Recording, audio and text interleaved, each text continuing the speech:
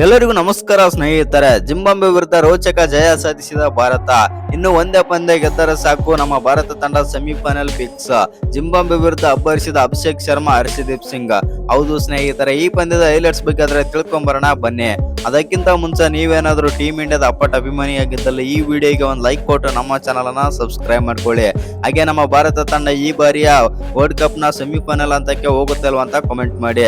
ಇನ್ನೊಂದೇನಂತಂದ್ರೆ, ಈ ಪಂದ್ಯದಲ್ಲಿ ಅಭಿಷೇಕ್ ಶರ್ಮಾ ಅವರ ಬ್ಯಾಟ್ ನಿಂದ ರನ್ ಬಂದದ್ದು ಮತ್ತು ಅಭಿಷೇಕ್ ಶರ್ಮಾ ಅವರು 50 ನಿಮ್ಗೆ ಏನ್ ಅನ್ಸುತ್ತೆ? ಮತ್ತು ಯಾಕಂತಂದ್ರೆ ಅಭಿಷೇಕ್ ಶರ್ಮಾ ಅವರು ಬಂದ್ಬಿಟ್ಟು ಈ ಬಾರಿಯ ವಿಶ್ವಕಪ್ ನಲ್ಲಿ ಕಳಪೆ ಬ್ಯಾಟಿಂಗ್ ಮತ್ತು ಕಳಪೆ ಪ್ರದರ್ಶನ ಆದ್ರೆ ಕೊಡ್ತಾ ಇದ್ರು. ಆ ಕಾರಣದಿಂದಾಗಿ ಪ್ರತಿಯೊಬ್ಬ ಇಂಡಿಯನ್ ಅಭಿಮಾನಿನೂ ಕೂಡ ತುಂಬಾನೇ ಬೇಸರ ಆದ್ರೆ ಹೊರಾಗ್ತಿದ್ರು ಅಂತ ಹೇಳ್ಬೋದು ಮತ್ತು ತುಂಬಾನೇ ನೋವನ್ನಾದ್ರೆ ತೋಡಿಕೊಂಡಿದ್ದರು. ಆದ್ರೆ ಇದೀಗ ಅಭಿಷೇಕ್ ಶರ್ಮಾ ಅವರ ಬ್ಯಾಟ್ ನಿಂದ ರನ್ ಬಂದದ್ದು ನೋಡಿ ಪ್ರತಿಯೊಬ್ಬ ಕ್ರಿಕೆಟ್ ಅಭಿಮಾನಿನೂ ಕೂಡ ಮತ್ತು ಭಾರತದ ಅಭಿಮಾನಿನೂ ಕೂಡ ಎದ್ದು ನಿಂತು ಚಪ್ಪಾಳೆ ಆದ್ರೆ ತಡ್ತಾ ಇದ್ದಾರೆ.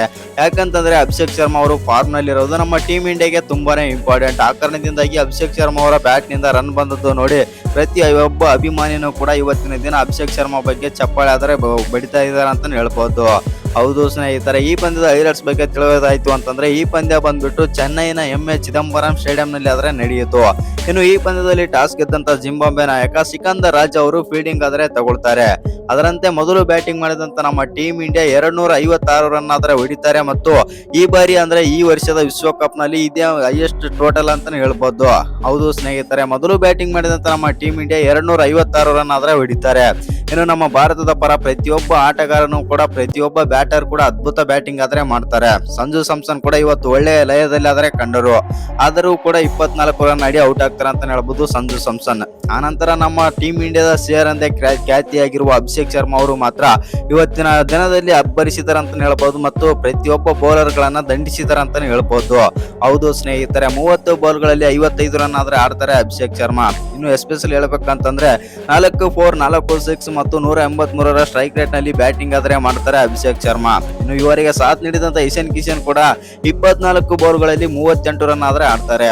ಇನ್ನು ನಮ್ಮ ನಾಯಕ ಸೂರ್ಯಕುಮಾರ್ ಯಾದವ್ ಕೂಡ ಇವತ್ತಿನ ಪಂದ್ಯದಲ್ಲಿ ಅದ್ಭುತ ಬ್ಯಾಟಿಂಗ್ ಆದ್ರೆ ಮಾಡ್ತಾರೆ. ಕೇವಲ 13 ಬಾಲ್ ಗಳಲ್ಲಿ 33 ರನ್ ಆದ್ರೆ ಹೊಡಿತಾರೆ ಮತ್ತು ಎಸ್ಪೆಷಲಿ 3 4 ಮತ್ತು 2 6 253ರ ಸ್ಟ್ರೈಕ್ ರೇಟ್ ನಲ್ಲಿ ಮತ್ತು ನಾಯಕನ ಪಾತ್ರ ಆದ್ರೆ ತೋರಿಸುತ್ತಾರೆ ಸೂರ್ಯಕುಮಾರ್ ಯಾದವ್.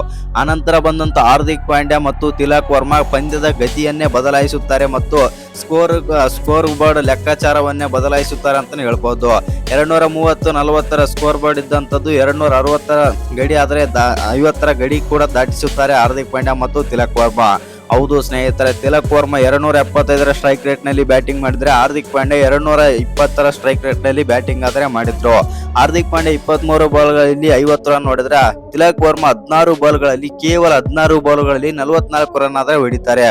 ಇನ್ನು ಇವರಿಬ್ಬರ ಬ್ಯಾಟಿಂಗ್ ನ ಸಹಾಯದಿಂದ ನಮ್ಮ ಟೀಮ್ ಇಂಡಿಯಾ ಬಂದ್ಬಿಟ್ಟು ಮೊದಲು ಬ್ಯಾಟಿಂಗ್ ಮಾಡಿ ಅತಿ ಹೆಚ್ಚು ರನ್ ಆದ್ರೆ ಕಲೆ ಹಾಕುತ್ತೆ ಅಂತ ಹೇಳ್ಬೋದು. ಈ ಬಾರಿಯ ವಿಶ್ವಕಪ್ ನಲ್ಲಿ 256 ರನ್ ಆದ್ರೆ ಹೊಡಿತಾರೆ. ಆನಂತರ ಸೆಕೆಂಡ್ ಇನ್ನಿಂಗ್ಸ್ ಬ್ಯಾಟಿಂಗ್ ಆರಂಭಿಸಿದಂತ ಜಿಂಬಾಬ್ವೆ ತಂಡ ಕೇವಲ 184 ರನ್ ಆದ್ರೆ ಹೊಡಿತಾರೆ, 6 ವಿಕೆಟ್ ಕಳ್ಕೊಂಡು. ಹೌದು, ಜಿಂಬಾಬ್ವೆ ಪರ ಬೆನೆಟ್ ಅವರ ಬಗ್ಗೆ ಮಾತಾಡ್ಲೇಬೇಕು. ಬೆನೆಟ್ ಅವರು ಅದ್ಭುತವಾಗಿ ಬ್ಯಾಟಿಂಗ್ ಮಾಡಿದ್ರು ಅಂತ ಹೇಳ್ಬೋದು ಇವತ್ತಿನ ಪಂದ್ಯದಲ್ಲಿ.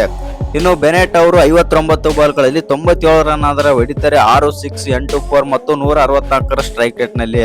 ಹೌದು, ಇವರೊಬ್ಬರನ್ನ ಬಿಟ್ರೆ ಮತ್ತು ಯಾವ ಬ್ಯಾಟರ್ ಕೂಡ ಹೇಳಿಕೊಳ್ಳುವಂತ ಪ್ರದರ್ಶನ ಕೊಡಲ್ಲ ಮತ್ತು ಇವರಿಗೆ ಯಾರು ಕೂಡ ಸಾಥ್ ಕೊಡಲಿಲ್ಲ ಅಂತಾನೆ ಹೇಳ್ಬೋದು. ಇನ್ನು ನಮ್ಮ ಭಾರತ ತಂಡದ ಬೌಲಿಂಗ್ ವಿಚಾರಕ್ಕೆ ಬರೋದಾಯ್ತು ಅಂತಂದ್ರೆ, ಬೌಲಿಂಗ್ ನಲ್ಲಿ ಹರ್ಷದೀಪ್ ಸಿಂಗ್ ಅವರು 24 ರನ್ ಆದ್ರೆ ಕೊಟ್ಟು 3 ವಿಕೆಟ್ ಆದ್ರೆ ತೆಗಿತಾರೆ ಇವತ್ತಿನ ಪಂದ್ಯದಲ್ಲಿ. ಇವರೊಬ್ಬರನ್ನ ಬಿಟ್ರೆ ಅಂತ ಹೇಳಿಕೊಳ್ಳುವಂತ ಬೌಲಿಂಗ್ ಯಾರು ಕೂಡ ಮಾಡ್ಲಿಲ್ಲ. ಇವತ್ತಿನ ಪಂದ್ಯದಲ್ಲಿ ಎಕ್ಸ್ಪೆನ್ಸಿವ್ ಬೌಲರಿಂಗ್ ಯಾರು ಹಾಕಿದ್ದಂತಂದ್ರೆ ಅದು ಶಿವಮ್ ದುಬೆ ಅಂತಾನೆ ಹೇಳ್ಬೋದು.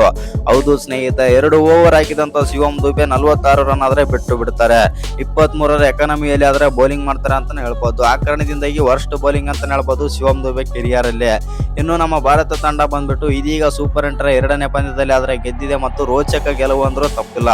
ಇನ್ನು ಈ ಪಂದ್ಯ ಗೆದ್ದ ಕೂಡ ಇದೀಗ ವೆಸ್ಟ್ ಇಂಡೀಸ್ ವಿರುದ್ಧನೂ ಕೂಡ ಒಂದು ಪಂದ್ಯ ಆದ್ರೆ ಇದೆ. ಆ ಪಂದ್ಯ ಡೂ ಆರ್ ಡೈ ಪಂದ್ಯ ಆಗಿರುತ್ತೆ ಮತ್ತು ಆ ಪಂದ್ಯದಲ್ಲಿ ಏನಾದ್ರೂ ನಮ್ಮ ಭಾರತ ತಂಡ ಗೆದ್ದರೆ ನೇರವಾಗಿ ಸೆಮಿಫೈನಲ್ಗೆ ಆದ್ರೆ ಹೋಗಲಿದೆ.